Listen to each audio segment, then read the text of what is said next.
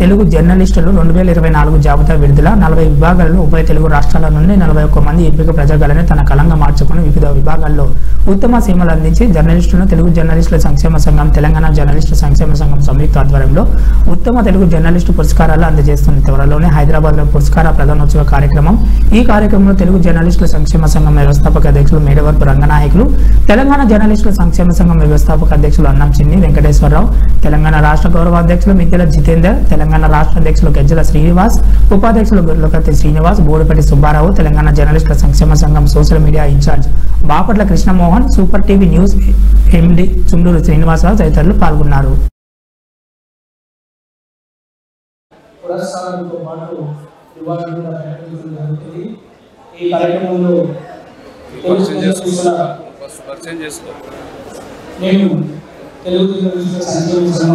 రాష్ట్ర అధ్యక్షుడు తెలంగాణకు సంబంధించి నా పేరు గజ్జల శ్రీనివాసులు.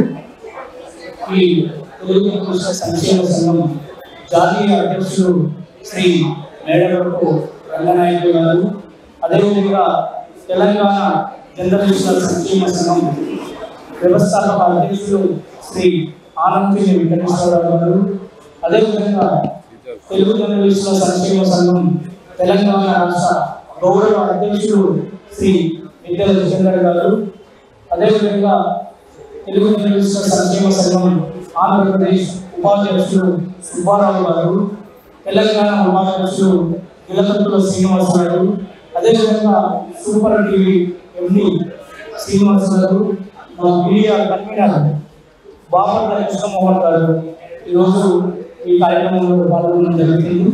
ఇప్పుడు ఈ కార్యక్రమానికి సంబంధించి మొట్టమొదటిసారిగా ఆవరణ ప్రధానానికి ముందు తెలంగాణ రాష్ట్ర గౌరవ అధ్యక్షుడు శ్రీ మిద్దెల జితేందర్ గారిని మాట్లాడవలసిందిగా కోరుతున్నాను. ఆ తర్వాత ఫస్ట్ తెలుగు జర్నలిస్టుల వ్యవస్థాపక అధ్యక్షుడు, అదేవిధంగా తెలంగాణ జర్నలిస్టుల వ్యవస్థాపక అధ్యక్షుడు శ్రీ ఆనంద్ వెంకటేశ్వరరావు గారిని మాట్లాడవలసిందిగా కోరుతున్నాను. చేసిన మీడియా మిత్రులందరికీ ధన్యవాదాలు. ఒక మంచి ప్రయత్నంగా గత ఏడాది మొదలుపెట్టినటువంటి ఈ ఉత్తమ జర్నలిస్టుల అవార్డులు గత ఏడాది ఉగాది పురస్కారాల పేరుతో మనం అందించాం. ఈ సంవత్సరం కూడా ఉగాది పురస్కారాల పేరుతో మనం అనుకున్నాం, కానీ అనివార్య కారణాల వల్ల, అంటే ఎన్నికలు రావడం వల్ల, ఎన్నికల పోటీ ఉండటం వల్ల మనం దాన్ని ఆ టైంలో జర్నలిస్టులు అంతా బిజీగా ఉంటారు అనే ఉద్దేశంతో మనం ఏం చేసామంటే దాన్ని పోస్ట్పోన్ చేసాం.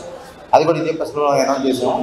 ఈ మొత్తం రాష్ట్ర వ్యాప్తంగా మనకు ఉన్నటువంటి జర్నలిస్టులలో సుమారుగా 1600 అప్లికేషన్స్ మన దగ్గరికి వచ్చాయండి. దీంట్లో స్క్రూటినీ చేయగా 40 విభాగాలకు సంబంధించినటువంటి దాన్ని మనం ఫైనలైజ్ చేసాము టోటల్గా.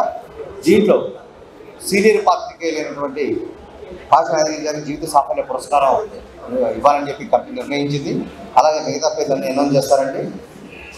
ఏదైతే మనం చేస్తున్నటువంటి ఈ ప్రయోగాలకు ఏదైతే ఉందో ఇది ఒక చిరు ప్రయత్నం. మన జర్నలిస్టులలో ఎంతోమంది, అంటే చాలామంది జర్నలిస్టులు చాలా వేలాది వార్తలు రాయడం మనం చూస్తున్నాం. కాబట్టి దీంట్లో మంచిగా మన్నిక కలిగినటువంటి వార్తలు, పరిశోధనాత్మక కథనాలు, మానవీయ కోణంలో ఉన్నటువంటి వార్తలు మనం తీసుకోవడం జరిగింది.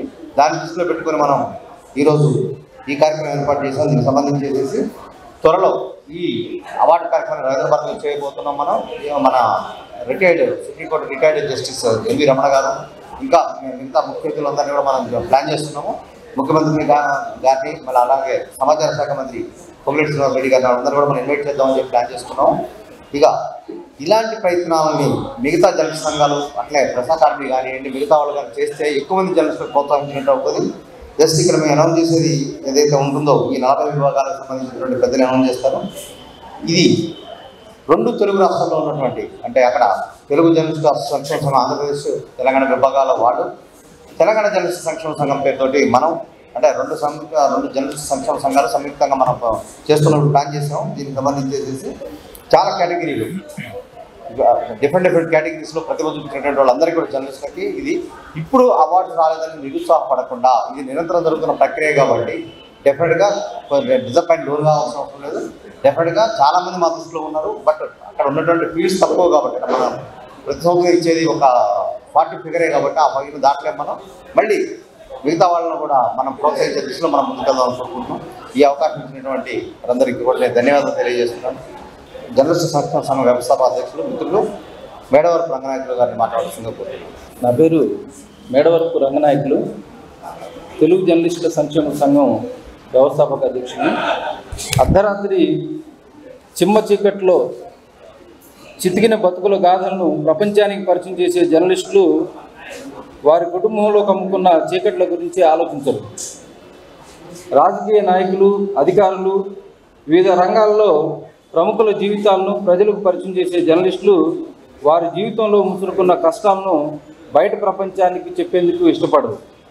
నలుదిశల వార్తల సమాహారాన్ని ప్రజలకు హారంగా అందించి మార్పు కోసం తప్పించే జర్నలిస్టులు వారి కుటుంబాల్లో మార్పు కోసం ఏనాడు పాకులాడు. అందుకే జర్నలిస్టుల కుటుంబాలకు చేయూతగా నిలిచేందుకు మేము కృతనిశ్చయంతో ముందుకొచ్చాం.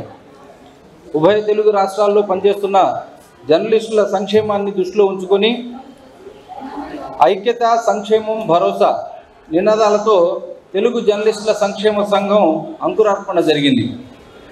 ప్రతి తెలుగు జర్నలిస్టులకు సామాజిక రక్షణ, ఆర్థిక రక్షణ, ప్రాణ రక్షణ, ఆరోగ్య రక్షణ తప్పనిసరి. అందులో భాగంగా తెలుగు జర్నలిస్టుల సంక్షేమం కోసం అనేక కార్యక్రమాలు గత 2 సంవత్సరాలుగా చేస్తున్నాం. అదేవిధంగా ప్రజల కళాన్ని తన కలంగా మార్చుకొని వివిధ విభాగాల్లో ఉత్తమ సేవలు అందించిన జర్నలిస్టులకు తెలుగు జర్నలిస్టుల సంక్షేమ సంఘం ఉగాది పురస్కారాలతో గత ఏడాది పట్టం కట్టింది.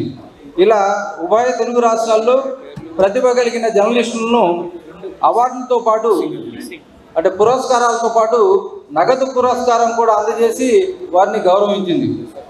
గత ఏడాది ఆంధ్రప్రదేశ్ రాష్ట్రంలో గుంటూరు జిల్లాలో గుంటూరు నగరంలో ఉత్తమ జర్నలిస్టులకు ఉగాది పురస్కారాలు కార్యక్రమం నిర్వహించడం జరిగింది. ఈ కార్యక్రమానికి నా మాజీ తెలుగు జర్నలిస్టుల